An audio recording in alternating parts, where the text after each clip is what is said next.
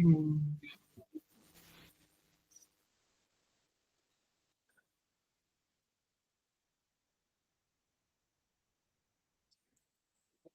हम्म,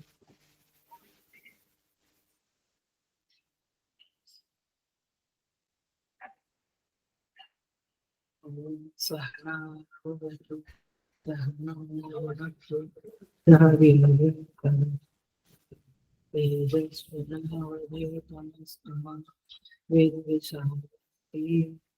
ॐ शान्ति नमस्तुभ्यं कलयति नमामि देवं सद्गुरुं पवित्रं। Hari Om.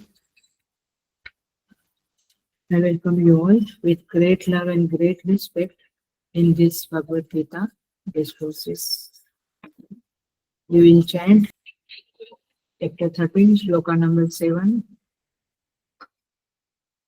to 11. Amanitvamadam hetvam ahimsa shantirarjavam acharyopasanam shaucham धैर्यमात्मविनिग्रहः इन्द्रियार्थेषु वैराग्यम् अनहङ्कार एव च जन्म मृत्युजरा व्याधि दुःखदोषानुदर्शनम् असक्तिरनभिस्वङ्गः उत्सत्त्वारगृहादिषु नित्यं च समचित्तत्वम् इष्टानिष्टोपपत्तिषु मयि चानन्ययोगेन भक्तिरव्यभिचारिणि विविक्तदेषु सेवित्वम् हरतिर्जनसंसदि अध्यात्मज्ञाननित्यत्वम् तत्त्वज्ञानार्थदर्शन एतज्ज्ञानमिति प्रोक्तम् अज्ञानं यदतोऽन्यथा। सो हम आज शुरू करने जा रहे हैं 7th नंबर का श्लोक। हमने संबंध भाष्य देख लिया, संबंध भाष्य हमारा पूरा हो गया। अभी हम 7वें श्लोक से 11वें श्लोक तक वैल्यू सिस्टम, जीवन मूल्यों के ऊपर विचार करेंगे। सो भगवान श्री कृष्ण, अब क्षेत्र का टॉपिक पूरा हो गया। एतत् क्षेत्रम समासेन,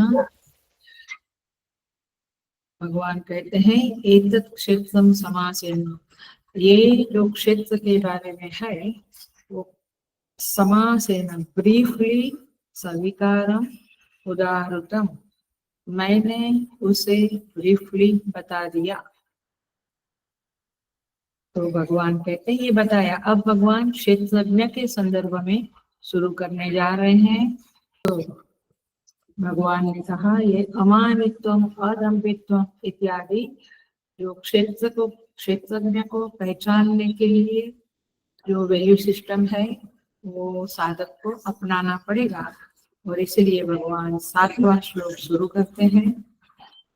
अमानित्वम माने श्रेष्ठता के अभिमान का अभाव, अदम्भित्वम दंभाचरण का अभाव, सारी वैल्यू सिस्टम शुरू होती है।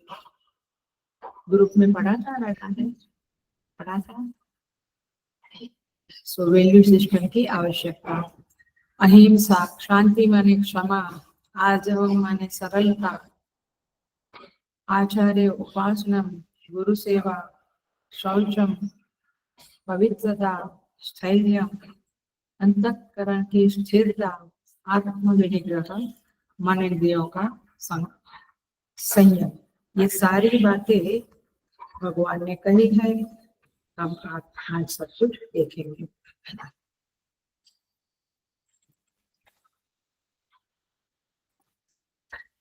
सो भगवान ने पहली प्रतिज्ञा पूरी किया। फर्स्ट प्रतिज्ञा पूरी की भगवान ने। क्या था? मैं तुम्हें क्षेत्र के और क्षेत्रज्ञ के बारे में बताऊंगा। बट पहला था क्षेत्र के बारे में बताऊंगा। भगवान ने बता दिया 1 से 6 श्लोकों के अंदर बता दिया, पूरा क्षेत्र का परिचय करा दिया। आपको याद होगा ना, इंद्रिया, प्राण, शरीर, अंतःकरण, सब कुछ। अब मीमांसा का दूसरा विषय शुरू होने जा रहा है। दूसरा विषय का विवरण 7वें श्लोक से लेकर 11 श्लोक तक होगा। तो आपको कितने श्लोक करने हैं? 5 श्लोक। ये 5 श्लोक में दूसरा विषय है, लेकिन 5 श्लोक 50 साल की आयु में भी हम उसका जीवन में फॉलो कर सकते हैं कि नहीं, ये डाउटफुल है। समझ में आया? मैंने दिस 5 श्लोकास आर दैट जिसको फॉलो करना 50 साल में भी डिफिकल्ट, कर नहीं सकते हैं लोग। और ये 5 श्लोकों में 20 जीवन मूल्य बताए हैं। 20 जीवन मूल्य बताएंगे, बता रहे हैं भगवान। तो 20 जीवन मूल्यों के बारे में हम देखने वाले हैं। शुरुआत भगवान अमानित्व से करते हैं और 11वें श्लोक में भगवान एक वाक्य बोलते हैं, सुन लीजिए, इंपॉर्टेंट वाक्य।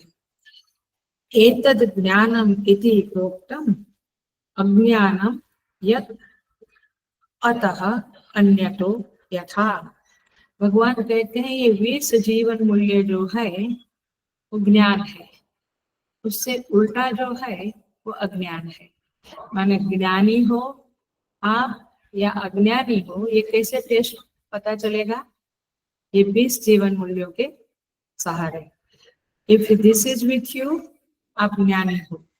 भगवान ने ये नहीं कहा जीव जगत और ब्रह्म के बारे में जब तुम जानोगे तब तुम ज्ञानी कहलाओगे, ऐसा नहीं कहा। आप समझो ये बात। एतद् ज्ञानम इति प्रोक्तम, भगवान कहते हैं 20 जीवन मूल्य जो है, वैल्यू सिस्टम जो है, उसको ज्ञान कहेंगे। उससे विरुद्ध जो है उसे अज्ञान कहेंगे। सो भगवान की वाणी यह है कि इस जीवन मूल्यों से विपरीत जीवन, हेलो अटेंशन प्लीज, ये जीवन मूल्यों से विपरीत जो जीवन आप बिताते हो तो आपका वह जीवन अज्ञान का जीवन है। अरे आप PhD पूर्ण किया हो हिस्ट्री में, इकोनॉमिक्स में, आपका जीवन कैसा है? अज्ञानी का जीवन है। और सीधा सीधा विभाग करते हैं। और ये जीवन मूल्यों के साथ जो जीवन जीता है उसका जीवन ज्ञानी का जीवन है। पहले ही हवा निकाल दी भगवान ने, क्योंकि मैं अपने को ज्ञानी समझता हूँ, क्योंकि मुझे गीता आती है, उपनिषद मालूम पड़ता है, मैंने बहुत बार पढ़ा है। लेकिन माय डियर साधका, यदि ये जीवन मूल्य नहीं है तो तुम्हारा गीता पढ़ना, रामायण पढ़ना, सब कुछ पढ़ना कोई मतलब नहीं रखता है।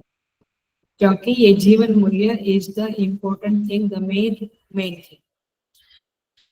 सो जीवन मूल्यों का अभाव है तो अज्ञानोन्मुखी जीवन है। अज्ञान की ओर आप आगे बढ़ रहे हैं। इतनी भयंकर बात भगवान ने कह दी। यस, यदि ये जीवन मूल्य आपके साथ नहीं है तो आप अज्ञान की ओर बढ़ रहे हो। मैं क्या चाहता हूँ ओपनिंग में ही बोल देती हूँ, मेरा बेटा MS हो, US जावे, बिग यूनिवर्सिटी में बिग डिग्रियां लेवे, 2-4 बिग सैलरी, 5 फिगर। लेकिन भगवान क्या कहते हैं? उसको आप अज्ञान की खाई में ढकेल रहे हो। ये जीवन मूल्य दोगे तो ज्ञानी बनेगा, और ज्ञानी बनेगा तो जीवन में प्रकाश, आनंद, खुशियां बहेगी। सो ये बहुत जबरदस्त चीज भगवान 11वें श्लोक में कहते हैं। मैं इसको ओपनिंग में बोल रही हूँ क्योंकि तब जाके एक जीवन मूल्यों की कीमत हमारे चित्त में स्थिर होगी। तो स्पष्ट संदेश है भगवान का, इसे हम धारण करके रखेंगे। केवल वैल्यूज के बारे में सुनेंगे, एनालिसिस करेंगे नहीं, हम इसे दृढ़ता से, हृदय से लगाएंगे और इसे जीवन में आचरित करने के प्रयत्न करेंगे। That's the only thing you can do. देखो, हमारे जीवन मूल्य है क्या, क्या चीज है? वो हमारे जीवन को डायरेक्ट करने वाले डायरेक्टर है, संचालन करने वाले संचालक है। किसको संचालन करने वाले?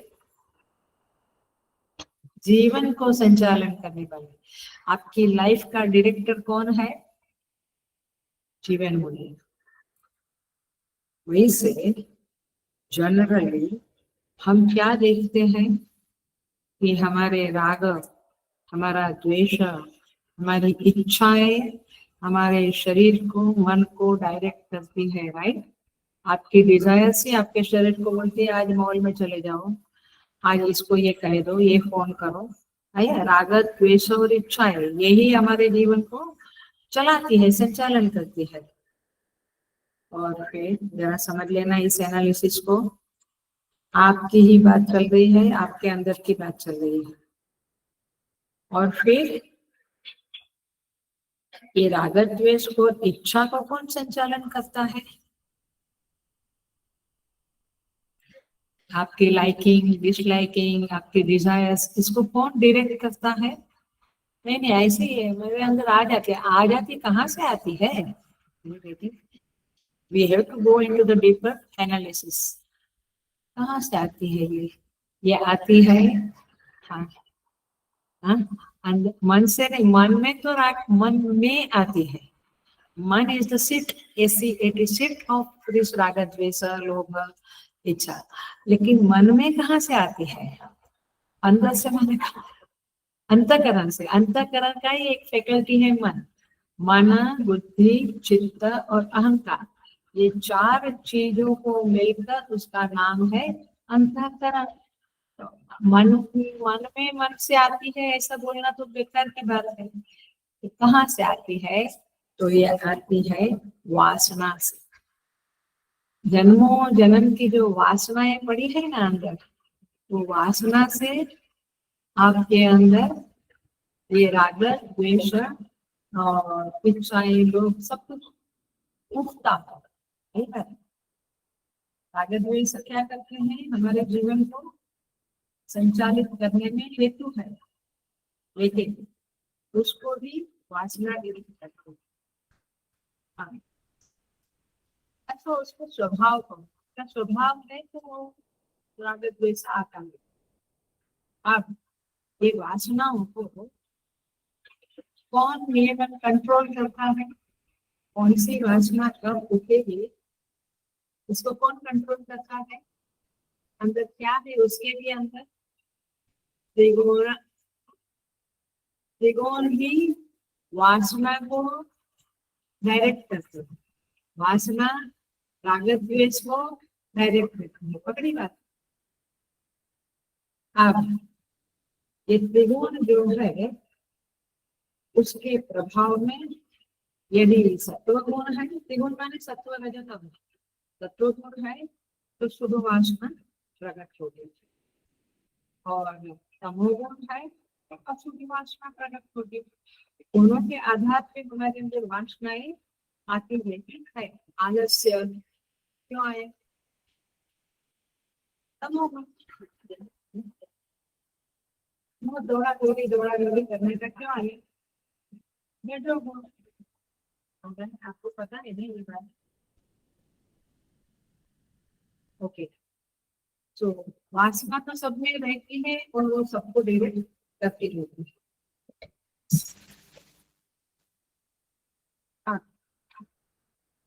भगवान माने तुलसीदास जी महाराज कहते हैं, सुमति कुमति सबके उर रहा। सो सुमति कुमति सबके उर रहा।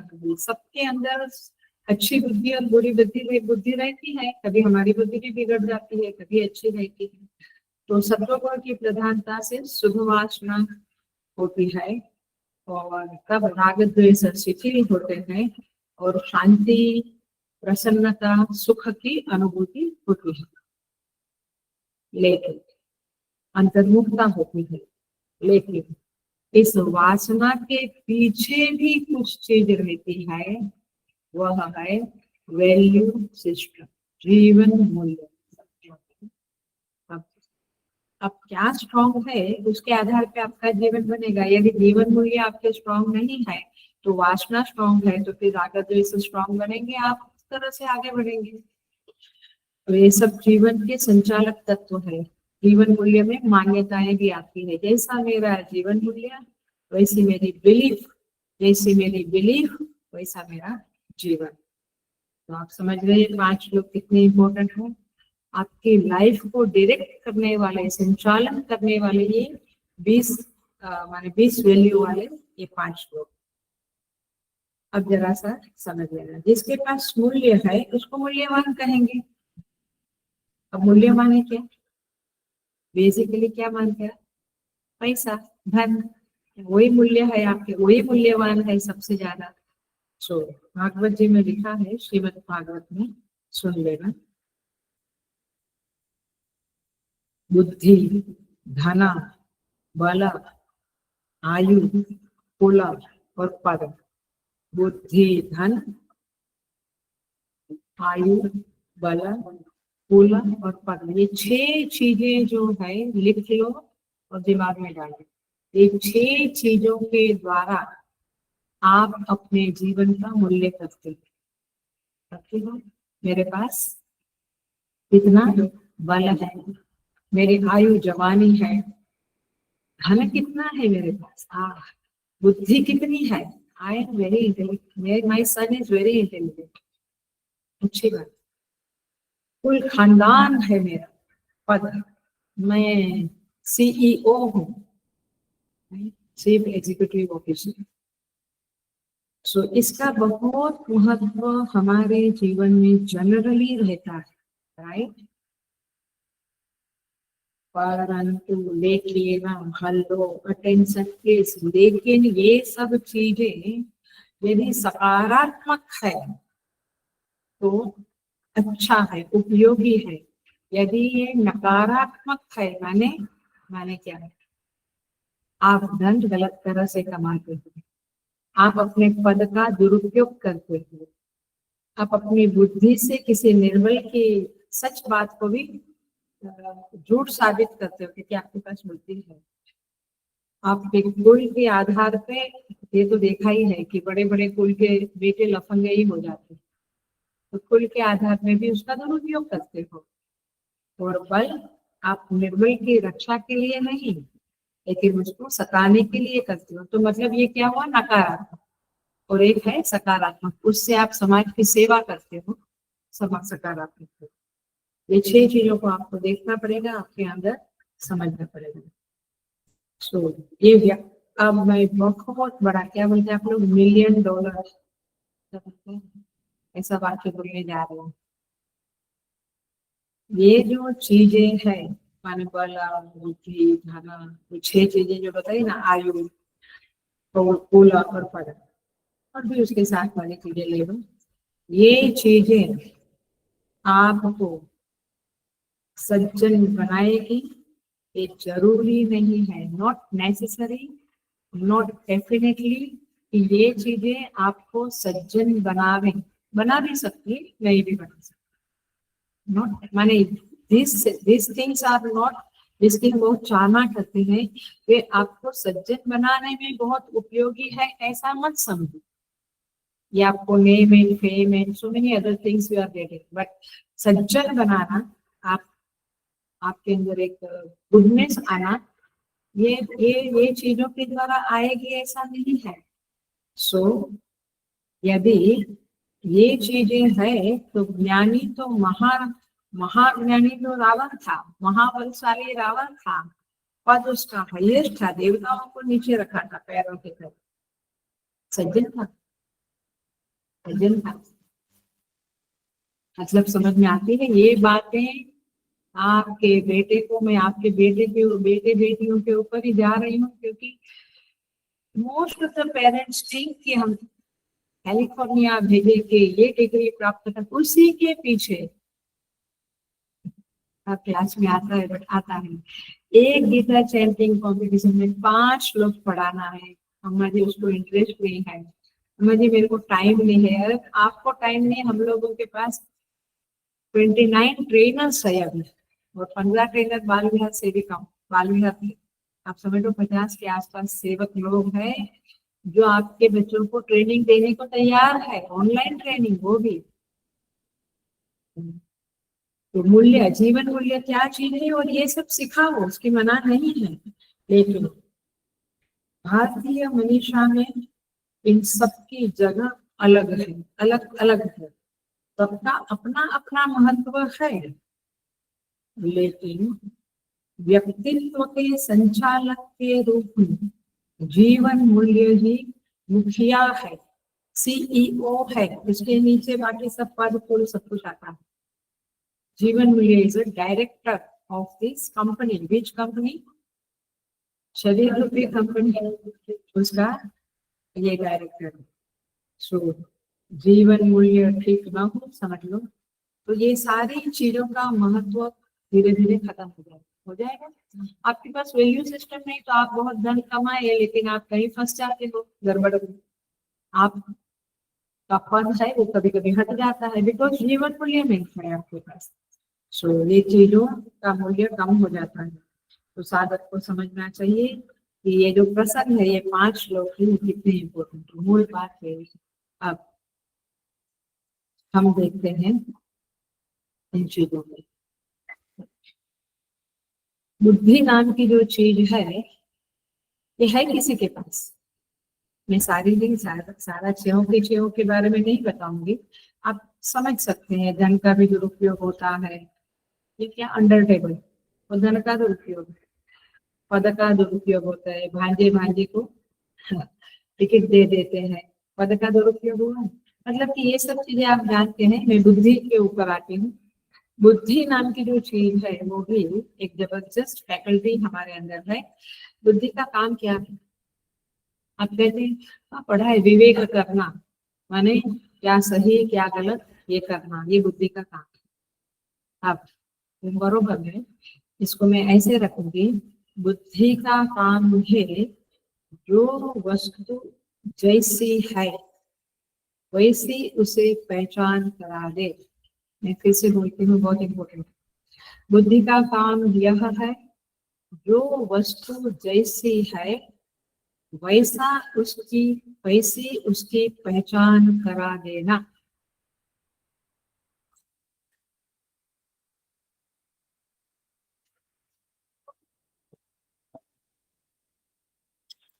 मतलब क्या हुआ?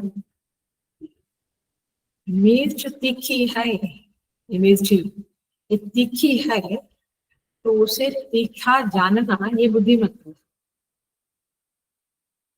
आप देखो कई बार ये जीवन मूल्यों का सही समझ नहीं है, तो साधु लोग, खास करके यहाँ पे साधु लोगों की बात करते हैं, क्योंकि पब्लिक भी अज्ञान के उसमें बह रही है, साधु भी बहुत बार अज्ञान के उसमें बह रहा है। साधुता यह नहीं है, साधुता माने सज्जनता, गुडनेस, आप अच्छे हो, ये हम नहीं कहेंगे यदि क्या, यदि आप, साधुता माने सज्जनता, यदि आप जो वस्तु जैसी है वैसी जानते नहीं, पहचानते नहीं। कई बार साधु लोग क्या कहते हैं, सब ठीक ही है, वो ऐसा है, हाँ ठीक ही है, नो नो नो। और प्रतिक्रिया एक टॉपिक है जो मैं आगे ले रही हूँ, हाउ टू रिएक्ट या रिस्पॉन्ड, लेकिन मूल बात है कि जो वस्तु जैसी है वैसे जानना, ये साधुता का लक्षण है, सज्जनता का लक्षण है। तो ये पूरा आज के क्लास में ये स्पष्ट हो जाएगा आपको। कई बार बड़ी मजेदार, और मैं इससे सफर हुई हूँ, काफी अच्छी सफर हुई हूँ अहमदाबाद में, क्योंकि जब आप सही जानते नहीं हो, सब कुछ बुरी बुरी है, ये बुरी बुरी शब्द से भी मुझे इरिटेशन आने लगा था, और आता है। सब कुछ आप बुरी बुरी है कहते हैं, तो घर भी कैसे चलेगा, आश्रम भी कैसे चलेगा? आज बेटे कई बार आप लोगों के कपल के अंदर भी आ- झगड़े होते हो या आर्ग्यूमेंट होती है, आप कहते हैं कि ये दोष है, नहीं नहीं सब ठीक ही है, ठीक ही है। या तो माँ ऐसा करती है या पिता ऐसा करता है, तो फिर बच्चों का जीवन बिगड़ता है। कई बार लोग क्या कहते हैं, मैं पहले हमारा एग्जाम्पल देती थी, हम लोगों का एक, हम लोग माने समाज में लोगों का एक आदत रहता है, तो कोई कुटिल है, मैं बताऊंगी नहीं, बट हमारे माने आसपास लोग रहते हैं, काम करते हैं, वो ऑफिस में कहो या घर में कहो, माने कुटिल माने कपट, कोई कपट वाला है, कुटिलता वाला है। तो क्या कहते हैं, हम जब कहते देखो ऐसा करते हैं, तो सामने वाला क्या कहता है, नहीं नहीं उनके अंदर ये अच्छाइयां है ना, माने he is not ready to understand कि जो है वो समझो, आप अच्छाइयों को देखो, उसको मना नहीं करती है गीता जी, लेकिन गीता जी के अनुसार बुद्धि का समझ, बुद्धि माने वह है जो सही को सही समझे, गलत को गलत समझे, जो गलत है उसको भी नहीं नहीं अच्छा है, अच्छा है, ये लोग ऐसे बोलते हैं। गलत काम किया है किसी ने, देखना है, ये सारा हमारा तमाशा दिखा रही हूँ, हमारा थिंकिंग दिखा रही हूँ, हमारी बुद्धि की औकात दिखा रही हूँ। कोई गलत काम करता है ऑफिस में, तो घर के काम में काम करने वाले या जहाँ कर भी, तो उसको ढकना, ये भी इरिटेटिंग चीज है, और ऐसे लोग भी रहते हैं। टू शो कि आई एम सज्जन, मैं कहीं बुरा नहीं देखता, वो बात अलग है। आपको देखना सही है ना, आपको अच्छा देखना ना आपको बुरा देखना, आपको क्या देखना है, सही जो है वो देखना है। गीता जी ये सिखा रही है, आप लिख लो इसको और इसको नोट डाउन करो, क्योंकि जो सत्य का चाहने वाला होता है ना, सत्य का शोधक, ट्रूथ को लव करने वाला, प्यार करने वाला, उसको ये गुड़ी गुड़ीनेस और ये ढकना पसंद नहीं आता, वो इरिटेट होता। सही वस्तु को सही समझो, एक्सेप्ट करो, उसकी बात क्या रिएक्शन देना ये अलग बात है, बट समझना चाहिए। गलत काम करता है, हम कहते देखो इन्होंने गलत काम किया, तुरंत ऐसे रिएक्शन आती है, कुछ परिस्थिति होगी उसके बेचारे की, आप इतना क्यों, अरे हम कहते हैं कि गलत किया है, आप उसको पहले समझो और एक्सेप्ट करो, फिर हम उसके प्रति करुणा करना है तो करेंगे, बट वंस यू अंडरस्टैंड, अरे बात, और ये हम बहुत देखते हैं। इसलिए मुझे तो कहा जाता है कि आप क्यों ऐसा, थोड़ा सहन कर लो ना, मैं बोला सहन करना अलग चीज है, लेकिन जानना अलग चीज है, आगे बेटी। सो जो गलत चीज है तो कहते परिस्थिति में ऐसा कराया होगा, इसके कारण उसके हाथ से गलत हो गया, ठीक है, बट आप एक्सेप्ट।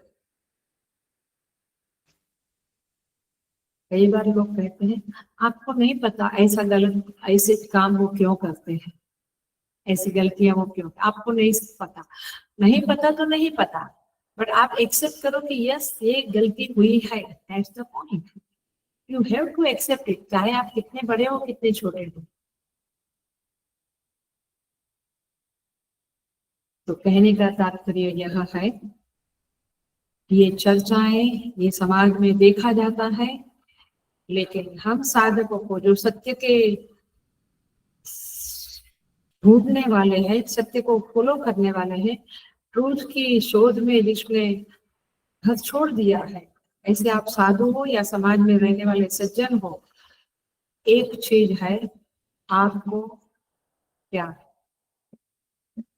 सही है तो सही कहना है, गलत है तो कहना भी नहीं, चलो हम कहते समझना है, यू अंडरस्टैंड, अंडरस्टैंडिंग के ऊपर पर्दा मत डालो, नहीं तो मूर्ख कहलाओगे गीता की दृष्टि से।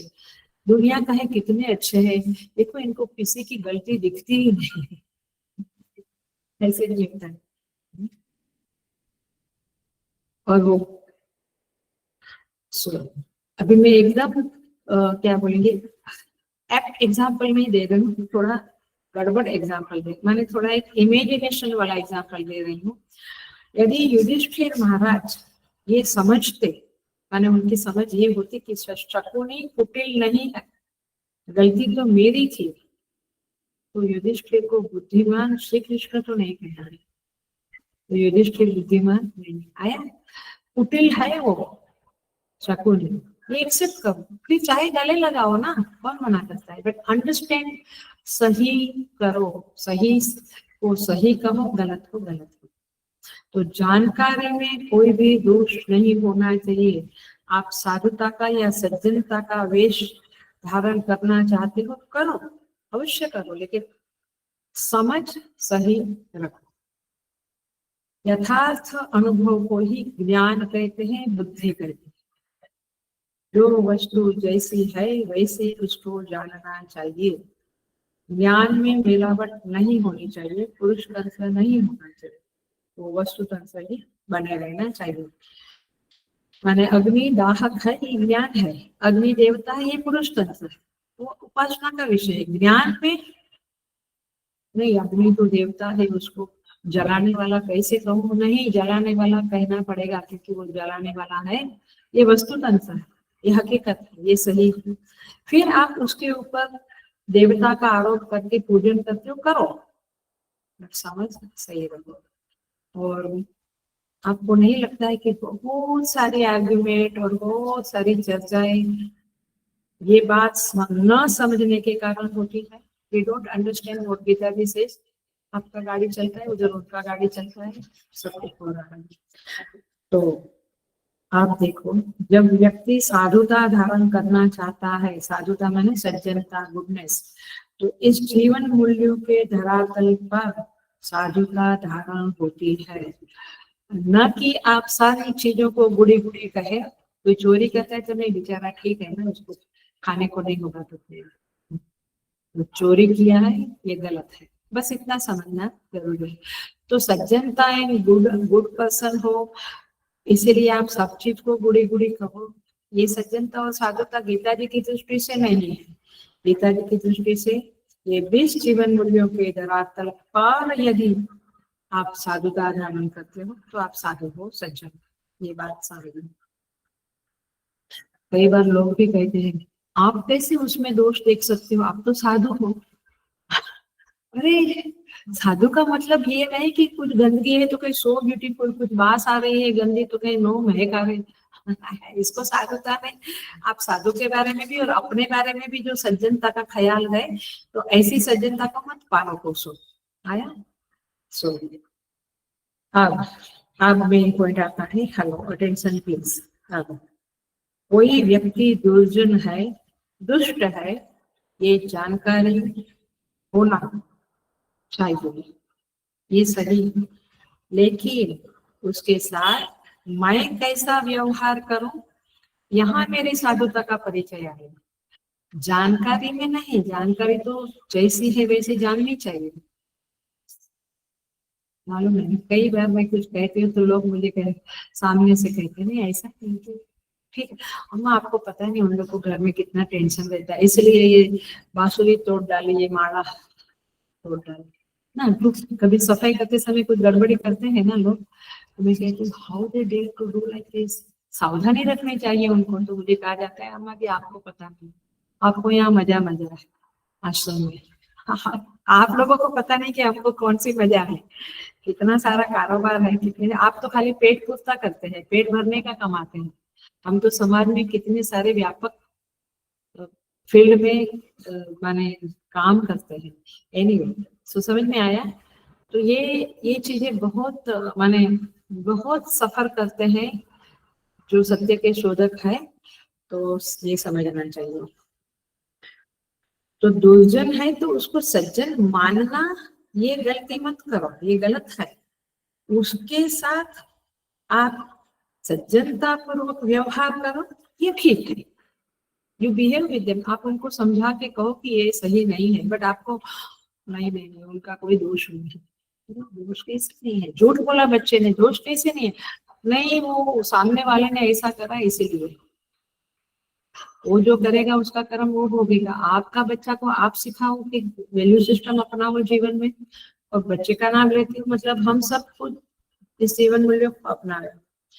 सो अपकार ही जो है मेरा, जो मैंने उपकार किया लेकिन वो मेरा बिगाड़ता है, उसके साथ पुनः उपकार करना ये ठीक है, ये आपके साथ, बट आपको समझना पड़ेगा कि ये आदमी उपकार की जगह पे अपकार करता है। उपकार समझते हैं ना, बिगाड़ता है। तो अच्छे जीवन मूल्य माने वैल्यू सिस्टम जीवन में अपनाने से आपकी बुद्धि सही होगी, फिर आपकी बुद्धि सही को सही समझेगी, गलत को नहीं समझेगी। मुझे लगता है हम जीवन में देखें तो बहुत बार जो हमारे जीवन में, सबके जीवन में आर्गुमेंट होती है, इट्स बिकॉज ऑफ मैं किसी चीज को सही समझता हूँ, वो गलत समझता है, और इसी के कारण माने विवाद होते रहते हैं, झगड़े होते रहते हैं। और हम बोलते हैं ना, पता नहीं इतना भी क्यों नहीं समझता है। अभी ये कहा जाए कि अपकार भी मेरे ऊपर उपकार ही कर रहा है, तो ये आपकी गलत फहमी। अब मैं एग्जाम्पल देखिए, क्लासिक एग्जाम्पल है वो साधु का। याद आता है वो एग्जाम्पल? वो एक साधु था, गांव में से प्रसार हुआ नदी के पास से, उसमें एक बिच्छू था, वो बेचारा पानी में गिर गया। आती है ये कथा, याद है? नहीं। वो बिच्छू पानी में गिर गया। बिच्छू माने इंग्लिश में बिच्छू, समझता है ना? तो वो गिर, तो साधु ने उसको बाहर निकाला, उसने उसको डंक मारा साधु को। लोग कहने वाले आप पागल हो क्या, क्यों आप निकाल गए? तो साधु ने ये नहीं समझा कि बिच्छू डंक नहीं मारेगा, उसको मालूम है बिच्छू डंक मारता है। साधु को मालूम है कि बिच्छू विषैला होता है, लेकिन उसकी वैल्यू सिस्टम क्या कहती है? वो उसके स्वभाव के अनुसार वर्तन करेगा, मुझे मेरे स्वभाव के अनुसार, मेरी वैल्यू सिस्टम के अनुसार करना है। माने तुम दुष्ट हो, तुम मुझे सताते हो, मेरा कुछ बिगाड़ने का इरादा रखते हो, ये मैं जानता हूँ, फिर भी मैं आपके प्रति सद्भाव रखता हूँ, व्यवहार अच्छा, बोलना चलना अच्छा रखता हूँ। क्यों? क्योंकि ये मेरा वैल्यू सिस्टम है कि मैं कभी बुरा नहीं बोलूंगा, मैं कभी हल्की भाषा नहीं वापरूंगा, गाली नहीं दूंगा। लेकिन मैं जानू ही नहीं, ये नहीं होना चाहिए। तो साधु को पता था डंक मारेगा, विषैला है, और वो इतना बुद्धिमान होता है, माने सज्जन बुद्धिमान होता है क्योंकि वो वैल्यू सिस्टम फॉलो करता है, उसको भगवान बुद्धि भी देते, सही बुद्धि देते।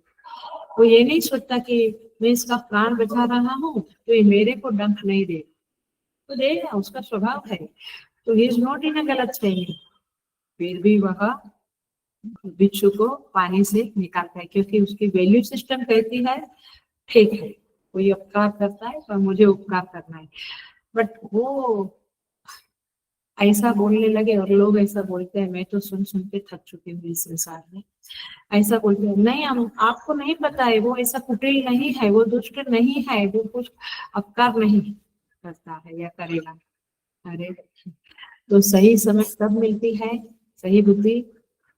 जब आप जीवन मूल्यों को अपनाते हो, मतलब आप वैल्यू सिस्टम को जीवन में अपनाते हो, तो परमेश्वर का गॉड गिफ्टेड सही समझ होता है। बाकी आप कितना पढ़ लो, कितना लेक्चर कर लो, सही समझ ऐसे नहीं आती, माने सही बुद्धि ऐसे इन चीजों के द्वारा नहीं मिलती है, पद, आयु, बल, धन के द्वारा बुद्धि नहीं मिलती, सही समझ नहीं।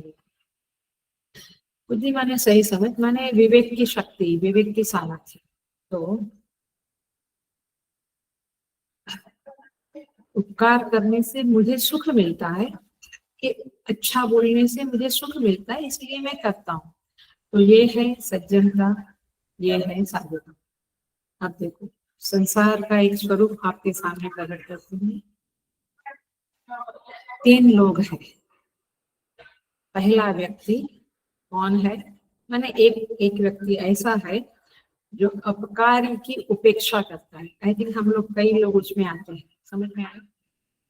जो मेरे साथ मेरा कारपेट खींच लेता है, मेरा बिगाड़ने का सोचता है, उसकी मैं इग्नोर करती हूँ, उपकार मैंने उसके प्रति उपेक्षा करती हूँ। दूसरा व्यक्ति कौन है? मेरे ऊपर अपकार किया ना, मेरा बिगाड़ा ना, आप देखो मैं कैसा उसका बिगाड़। टाइप के लोग देखो, 3 टाइप के लोग इस संसार में।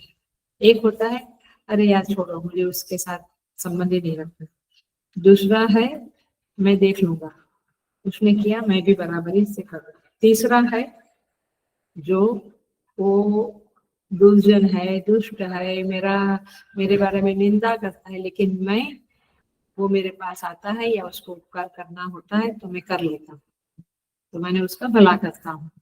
यद्यपि हम जानते हैं कि वो मुझे तकलीफ देता है, फिर भी मैं उसके साथ अच्छा व्यवहार करता हूँ, उसके प्रति उसका जो भला हो सके वो भला करता हूँ। नहीं तो बहुत बार, ओ माय गॉड, ये भी जबरदस्त कपट है। कई बार लोग उसको उल्टी, जिसने मेरा बिगाड़ा है, जो मेरे प्रति मेरी निंदा करता, मेरे प्रति अपकार करता, उसको हम दोस्ती रख के बुड़ी बुड़ी बोल के उसको हम ऐसी एडवाइस देंगे कि वो खड्डे में पड़ेगा। ऐसे लोग भी देखे हैं, घरों में ही देखा जाता है। सास बहू ननद देवर देवर, वो समाज में सोसाइटी में सब जगह दिखते हैं। तो ये तीन ये डेंजरस। लेकिन साधु कौन है, सज्जन कौन है, गुड कौन है?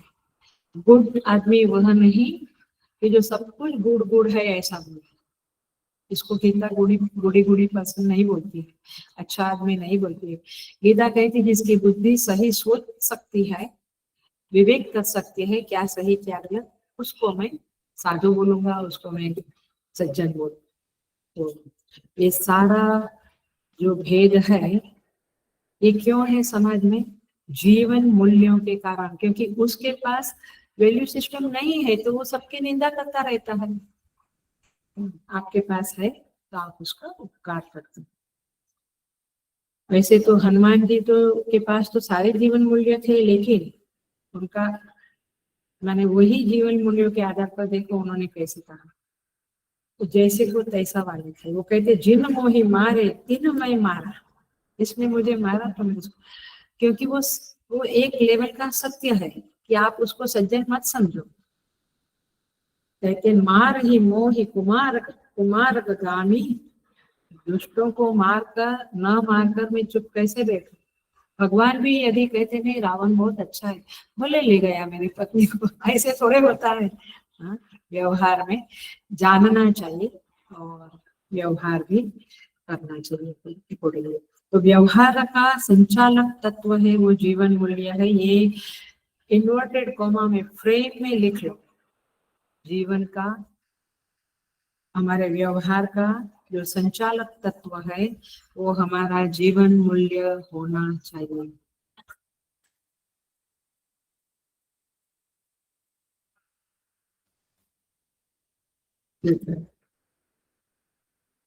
ये जीवन मूल्य की आवश्यकता और साधुता की सही समझ टॉपिक पूरा हुआ। तीसरा टॉपिक लिखा था व्यवहार का मापदंड, राइट। आप देखो मेरा व्यवहार वैल्यू सिस्टम वाला है या नहीं, ये मुझे कैसे समझे? मुझे तो लगता है मैं सब कुछ सही कर रहा हूँ, लेकिन तीन मापदंड है, तीन टेस्ट है, TEST टेस्ट। किसकी? मेरा व्यवहार सही है कि नहीं। नंबर 1, ये भी आपको लिख लेना चाहिए क्योंकि ये पूरा जीवन चलाने वाला है। पहली कसौटी यह है कि एम आई हैप्पी। कई लोग हैप्पीनेस का क्या कहेंगे दिखावा करते हैं, अंदर बहुत पीड़ा भरी है, ऊपर से आई एम वेरी हैप्पी। और हमको भी फंसाती होती है, हम भी कहते हैं हाँ यार ये कितने हैप्पी है, पता नहीं उनके अंदर क्या पीड़ाएं है। सो ये दिखावा वाली बात है।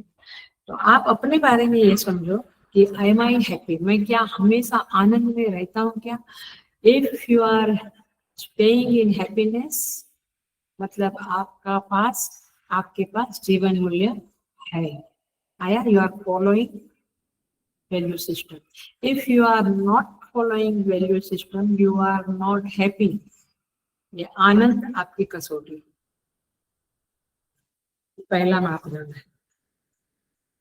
दूसरी कसौटी मजेदार, बहुत मजेदार। यहाँ पे आजकल बहुत विचित्र समझ है।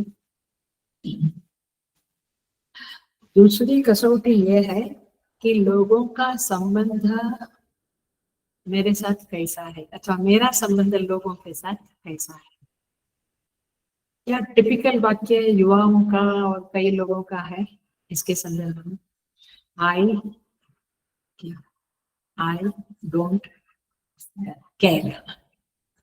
कोई क्या बोलता है, कोई क्या, I don't care. Goswami ji ने लिखा है, समझ लें हम, जब जीवन में कलयुग होता है, मतलब वैल्यू सिस्टम नहीं होती है ना, सतयुग में तो वैल्यू सिस्टम थी। जब जीवन में कलयुग होता है तो पहचानने की कसौटी है, चारों ओर विरोधी दिखाई पड़ते हैं। यदि आपके बहुत सारे विरोधी हो गए हैं तो आपको एक बार अंतर्मुख होकर अंदर देखना पड़ेगा। कली प्रभाव विरोध चहु ओरा, ये कली का प्रभाव है कि चारों बाजू विरोध है।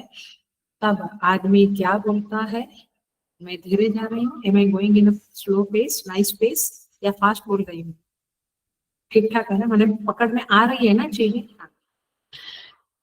जब विरोध होता है मतलब मेरा किसी से बनता भी नहीं, चाहे मैं बोलूं कि मुझे तो सब लोग बहुत अपने लगते हैं, सब मेरे हैं, बट वे आपका अपने लोग विरोध नहीं करते। अपने क्या करते हैं, जो अपने होते हैं वो अपनी हमारी गलती को माफ कर देते हैं, विरोध करके दुश्मनी नहीं पालते हैं। बट जब दुश्मनी होती है तो देखो तामसिक बुद्धि तब हो जाती है हमारी, और कहते हैं कि वे लोग सब गलत है, मैं ही सही हूँ। हमें समझता ही नहीं कि मैंने गलती की।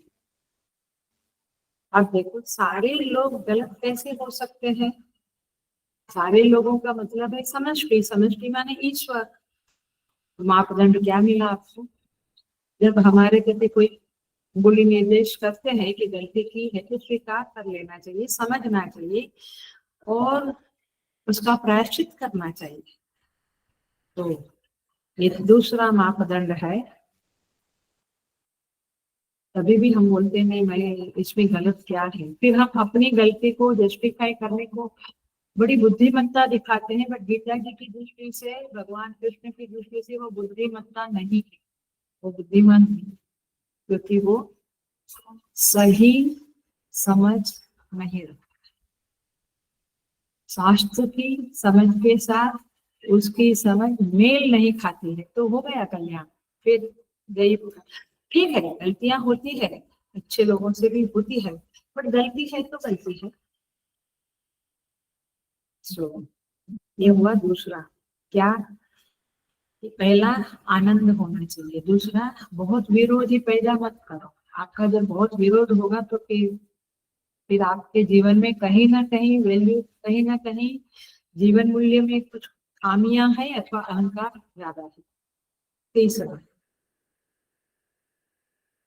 आपको ये देखना पड़ेगा कि मेरा जीवन में प्रकाश है, मैं अज्ञान मैंने मैं अज्ञान के रास्ते पे चल रहा हूँ या ज्ञानोन्मुखी हूँ, मैं स्वरूप अवस्थान की ओर बढ़ रहा हूँ कि अंधेरे में जा रहा हूँ। तो जीवन मूल्यों में यदि दोष है तो निश्चित रूप से आपके जीवन में उलझने बढ़ेगी। अब देखो हम क्या कहते हैं, पता नहीं हर बार कुछ ना कुछ झंझट चलती रहती है, इसका मतलब क्या है, आप में हेलो आप में कहीं ना कहीं जीवन मूल्यों में खामी है, कमी है, दोष है, इसीलिए बहुत सारी उलझने एक के बाद एक आती रही है। सो देखो भगवान गोस्वामी तुलसीदास जी कहते पापवंत कर सहज स्वभाव भजन मोर ते भाव न काम।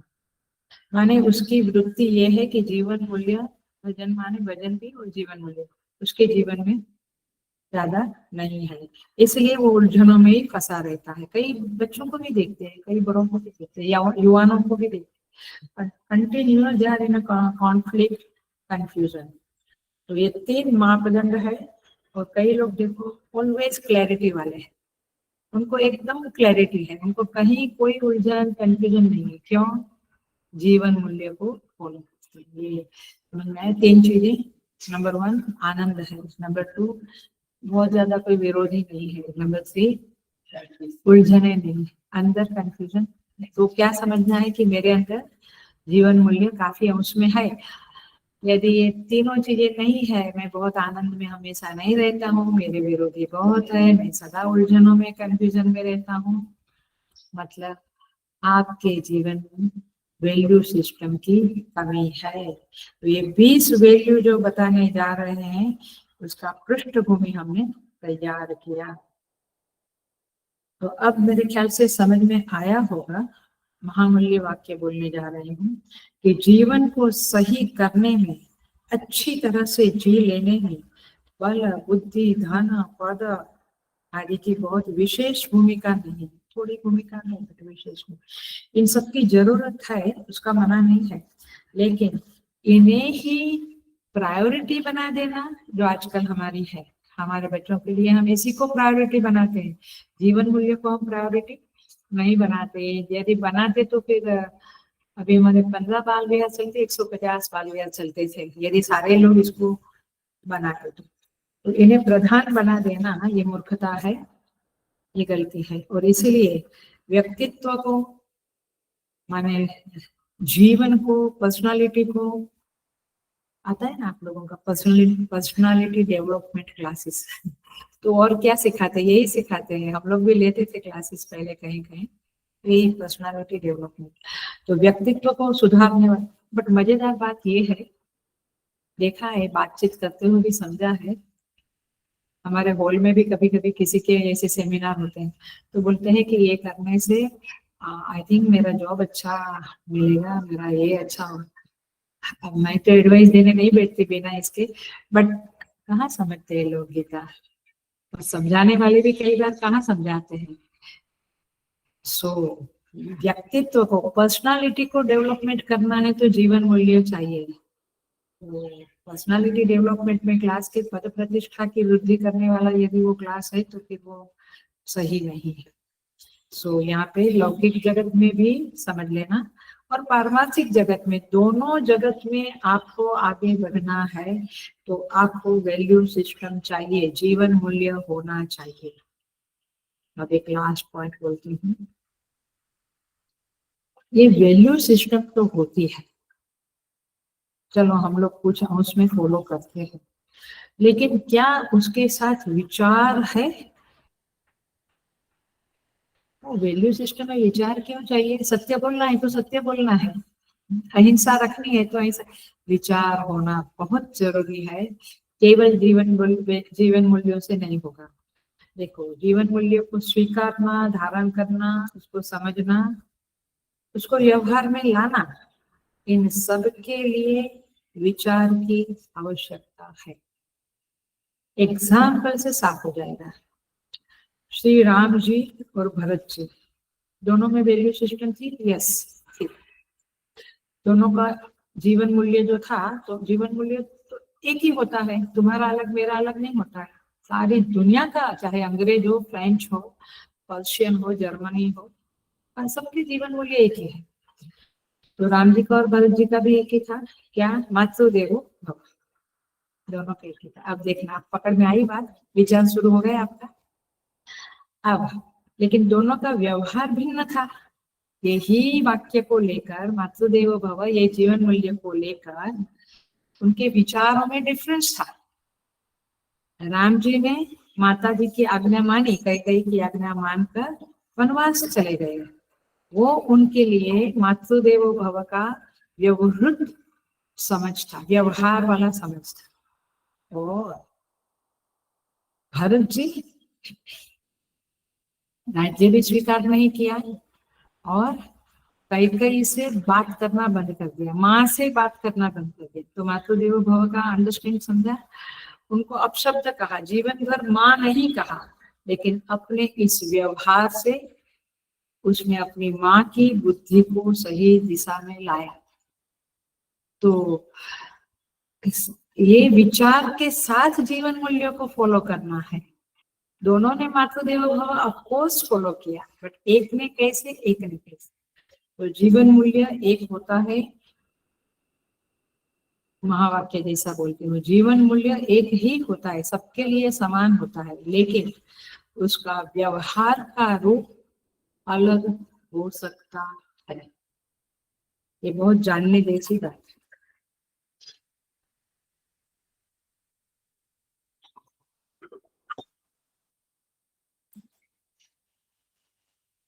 क्यों? क्योंकि सभी लोग जो जीवन मूल्यों को फॉलो करते हैं, इनकी परिस्थितियां सेम नहीं होती, सबकी परिस्थिति अलग है, तो उसमें विचार करके उस जीवन मूल्यों को फॉलो करना ये सार्थक का काम। और दूसरी बात, सबके स्वधर्म अलग है। देखो भरत जी का स्वधर्म क्या था? पिताजी का राज्य को चलाना। राम जी का स्वधर्म क्या था? पिताजी की आज्ञा को फॉलो करना। स्वधर्म के आधार पे, परिस्थिति के आधार पे उस जीवन मूल्य का व्यवहार वाला रूप थोड़ा बदल जाता है। बहुत गहरी गहरी बातें हैं, और इसी में हमारी आर्ग्यूमेंट चलती रहती, नहीं सही किया, ये गलत। तो जीवन मूल्यों के साथ विचार का सहचार, अनुसहायी होना परम आवश्यक है। तो अंधे की तरह जीवन मूल्य फॉलो नहीं करते।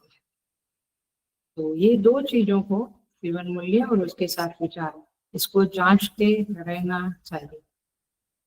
जीवन मूल्य, वैल्यू सिस्टम क्या है? शास्त्र सम्मत है, माने मैं जो कर रहा हूँ वो शास्त्र सम्मत है या नहीं, इस बात को सोचना पड़ेगा।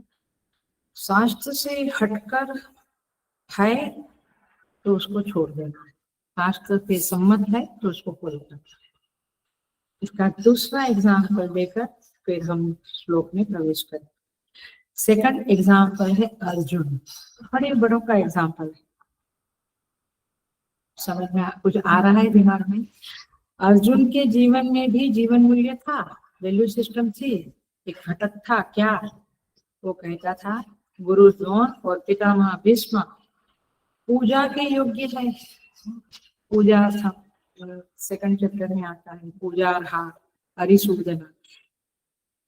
लेकिन तो उसका जीवन मूल्य गलत नहीं है, बट विचार की कमी हो गई, तो भगवान विचार माने ज्ञान देने बैठे। विचार की कमी क्या हुआ? विचार में न्यूनता क्या आई? उसका जीवन मूल्य, एकदम ध्यान से सुनना, पकड़ लेना, उसका जीवन मूल्य उसके स्वधर्म से टकरा रहा। स्वधर्म क्या है और मेरी वैल्यू सिस्टम क्या है? वैल्यू सिस्टम तो थी कि ये लोग पूजनीय है, बट स्वधर्म क्या था? समष्टि के लिए आया, दुष्टों का हनन करना, ये स्वधर्म था। तो वहां पे ये जो इमोशनल, अपन हम कहते हैं इमोशनल क्वालिटी थी, वो इमोशनल था, वो इमोशनल वाली बात नहीं है, वो सही था, उनके प्रति पूज्य भाव सही सही जीवन मूल्य है, उनको दुश्मन नहीं मानना है। लेकिन दोनों में टकराव होता है, तो प्रायोरिटी क्या है? स्वधर्म। स्वधर्म निधनम श्रेय, गीता जी ने कहा है, स्वधर्म निधनम। निधनम माने मृत्यु, मर जाना पड़े तो मर जाओ। अब भगत सिंह कहो या जो भी अभी जो भी शहीद हुए यानी देश की रक्षा में, सबको सलाम। क्यों? क्योंकि उनके लिए उन्होंने देश की सेवा को स्वधर्म माना। तो फिर उनका जो इमोशंस है कि मेरी माँ का तो माने मेरी माँ को कोई संभाले या उसको पैसे दी, प्रायोरिटी क्या थी? स्वधर्म। तो आपकी प्रायोरिटी आप क्या देते हैं, तो उसके आधार पे आपके जीवन मूल्यों का विचार करना पड़ेगा। कई लोग साधु बन जाते हैं, लोग कहते हैं अरे उनका घर में तो अभी कमाने वाला कोई नहीं रहा, बेचारी माँ इधर उधर कुछ काम करती है, इसको शर्म नहीं आता है? शर्म तुझे आना चाहिए क्योंकि तुझे अक्ल नहीं है, मूर्ख है। मूर्खता सबसे शर्मजनक चीज है। अरे भाई वो गुरु रूप से शास्त्र का माने गुरु से ज्ञान प्राप्त करके समाज की सेवा के लिए निकले। समाज में हजारों, हमारी स्वामी अम्मा हमेशा कहती थी कि मैंने एक माँ को छोड़ा लेकिन 1000 माँ को अपनाया है। ये नहीं देखते आप, 1000 माँओं को मैं सत्संग देती हूँ, उनको मैं उनके दुखों को दूर करती हूँ, तो मेरी एक माँ का आपने मैंने छोड़ा तो आप मुझे इतना ब्लेम करते हो, अरे क्योंकि आपको समझ नहीं है ना। तो जीवन मूल्य ये है कि माँ को संभालो, भाई बहनों को, लेकिन जब एक बात और भी है, जब आप हायर गोल के लिए, बड़े पर्पस के लिए कुछ करते हो, तो भगवान वहां पे सब रक्षा कर देता है। योग से वहां पे भगवान का काम, इतना विश्वास भी तो होना चाहिए। सो मजेदार लोग कहते हैं नहीं बच्चों को अभी स्विमिंग में डालो, कराटे में डालो। ये आपकी समझ कितनी सही है? नहीं, हम सेवा करने नहीं आ सकते क्योंकि उनको गरम गरम खिलाना है, खिलाओ, लेकिन करना है तो सेवा 1 घंटा कर ही सकते हैं। पूरे दिन में आप आधा 1 घंटा सत्संग के लिए, सेवा के लिए निकाल ही सकते हैं। सो आप ये समझना है। इसलिए जीवन मूल्यों को, वैल्यू सिस्टम को व्यवहार में उतारते समय विचार की बहुत आवश्यकता रहती है, और उसके लिए गुरुजनों से, साधु संतों से और शास्त्र से सहाय लेते रहना चाहिए, उनका मानना चाहिए। अपने अहंकार की विजय न होने देनी चाहिए, अहंकार को आप प्रायोरिटी मत करो। सो इस तरह से ये वैल्यू सिस्टम बहुत जबरदस्त चीज है, और ये हमें जीवन में फॉलो करनी चाहिए। समाज में तो देखा गया है कि 19 वैल्यू सिस्टम फॉलो करते हैं, एक नहीं किया तो भी आदमी को एकदम ठुकरा देते हैं लोग। तो कितनी महत्व की चीजें हैं ये। आइए हम देखते हैं अमानित्वम, पहली वैल्यू में हम एंट्री मारते हैं। अमानित्वम सबसे पहले भगवान ने इसका नाम रखा, इसका मतलब ये है कि इसकी कुछ खास वैल्यू है।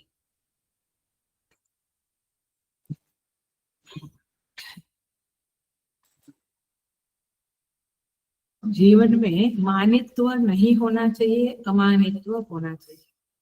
मानित्व माने क्या? अमानित्व माने मानित्व का अभाव। मानित्व का अर्थ है आत्मनः श्लाघनम। भगवान भाष्यकार में, भाष्य है तो जरूर देखना, साथ में भाष्य है। आत्मनः श्लाघनम, श्लाघा माने प्रशंसा, आत्मनः अपना।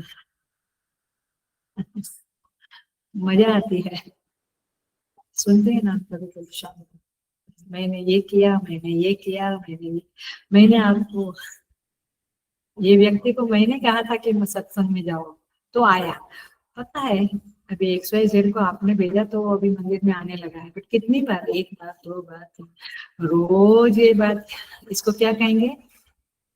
अमानित्वम, मानित्वम। आई, ये तो मैं एक्सट्रीम टाइप का एग्जांपल देती हूँ क्योंकि मैं रोज भोग बनती हूँ सब चीजों का।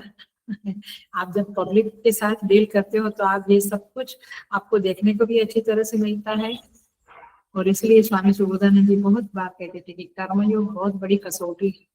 एकांत में अकेला बैठ के दिन भर अपना काम करो और अपना पाठ करो वो अलग है, but when you are with people तब आपकी टेस्ट ज्यादा होती है। और इसलिए मुझे लगता है ज्वाइंट फैमिली अच्छा था, वहां पे सीखने को मिलता था। सच कहती हूँ क्योंकि मैं तो ज्वाइंट फैमिली से बड़ी हुई, बहुत कुछ सीखने को मिलता है और बहुत कुछ देखने को मिलता है। गीता वहां पे अपने आप को खोती है, बट आप अकेले रहते हो, सुबह से शाम तक नौकरी किया, खाना बनाया, तो आपको क्या पता चलेगा कि अंदर क्या मसाला पड़ा है। सो अपने प्रति गौरव बुद्धि का होना, अपनी प्रशंसा स्वयं अपने मुंह से करना, इसको कहेंगे मानित्व। और कोई गाइड करेगा आपको, कोई आपको मान समझाएगा कि ऐसा ठीक है, बार बार इसको मत बोलो, तो अपने स्वभाव को रोकने की बजाय हम वैसा ही चलते रहे, तो ये तो आपका उद्धार होने की संभावना नहीं है। तो ये क्या है? अज्ञान की ओर आप बढ़ते हो। ठीक है, हमारे में कुछ दोष है, बट जब लोग कहते हैं कि ये दोष है तो उसको एक्सेप्ट करके उसको तुरंत से हटा देने का, उस दोष को निकालने के लिए कोशिश करने का, ये क्या है? अमानित्व की ओर जाना है। और नहीं हटाने का, हम देख लेंगे, हम तो वैसा ही करेंगे, ये क्या है? अज्ञान की, मानित्व की ओर, माना अज्ञान की ओर। और वो है ज्ञान की ओर बढ़ना। आप समझ रहे हैं, ज्ञान की ओर बढ़ना माने मैंने डेफिनेशन बाय हार्ट कर ली भी, मोह वैचित्य इसको कहेंगे, मोह की डेफिनेशन व्युत्पत्ति वो सब मैंने इसको ज्ञान नहीं कहते। भगवान क्या कहते, एक ज्ञानम, माने ये वैल्यू सिस्टम को भगवान ज्ञान कहते हैं। तो ये वैल्यू सिस्टम जीवन में आई तो ज्ञान हुआ। सो बहुत मजेदार है। कभी कभी क्या बोलते बॉडी लैंग्वेज और शरीर की एक हाव भाव से भी अहंकार प्रकट होता है, बोलने से वाणी से प्रकट होता है ये मानित्व, और अमानित्व उससे विरुद्ध है। तो गोस्वामी जी ने रामचरितमानस में संत और असंत के लक्षण बताए हैं। तो संतों के लक्षण बताते समय गोस्वामी जी कहते हैं संत वह है जो दूसरों को, अपने आप तो अपनी प्रशंसा करता ही नहीं है, लेकिन दूसरों के मुख से अपनी प्रशंसा सुनकर संकुचित हो जाता है, उसको संकोच होता है, शर्म आती है कि अरे मत बोलो, इतना ज्यादा मुझे प्रशंसा मत करो, वो शर्मा जाता है। तो ये संत की सहज प्रतिक्रिया है। असंत की क्या है, कोई उसकी प्रशंसा करेगा तो फूला नहीं समाता है, और इसीलिए उसका उसका हमें उपयोग करना है। ये करते हैं जब उसकी प्रशंसा करो, बहुत प्रशंसा करो, तो फूला नहीं समाएगा, मूर्ख बन जाएगा। क्या बेटर है, मानित्व के मानित्व रहेगा तो मूर्ख बनेगा। तो आप देखो ऐसे जो लोग होते हैं जो थोड़ी थोड़ी चीजों में प्रसन्न हो जाते हैं, मैंने उसकी थोड़ी प्रशंसा की तो फूल गए, ऐसे व्यक्ति की प्रसन्नता के ऊपर चोट लगने में भी देर नहीं लगती। उसको जरा सा आपने कहा कि आप कितनी बार बोला अम्मा, अभी बस ना, पता है मुझे, वो ऐसी चोट लगेगी वो आश्रम में आके आएगा ही नहीं 1 महीना तक। ये सब हमारे अनुभवों से बोल रही हूँ। मतलब कि ऐसे लोगों की माने जो प्रसन्नता से फूल जाते हैं, उनको जरा सा हमने कुछ कहा, उसकी प्रशंसा नहीं की अथवा उस प्रशंसा के विरुद्ध कुछ बोला, दोष बोला, तो वो फिर नाराज हो जाएगा।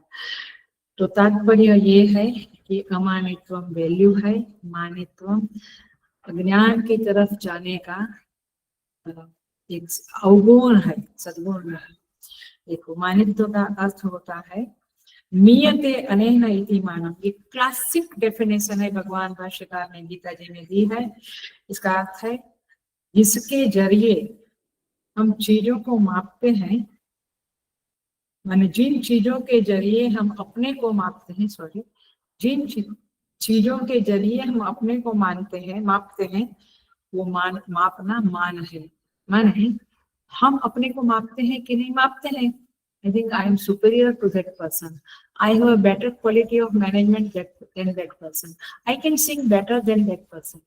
हर एक चीज में मापते हैं, इससे मैं ज्यादा अच्छा, इससे मैं थोड़ा कम हूँ, यार ये मेरे से ज्यादा अच्छा गाता है, अच्छी सेवा है, हमेशा मापते रहना है। और ये मापते रहने को क्या बोलेंगे, माना, मैंने हम मापते हैं। अब